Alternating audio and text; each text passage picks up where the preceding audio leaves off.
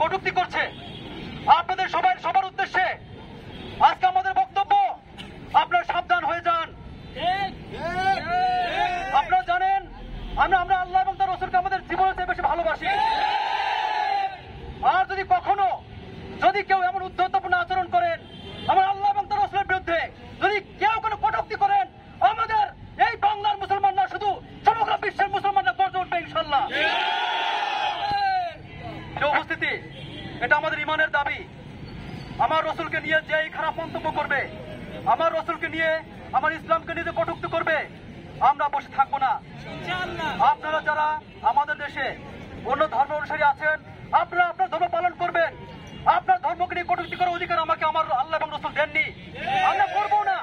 আমরা আপনার দুর্গা, আপনার লক্ষ্মী, আপনার সরস্বতী বা আপনার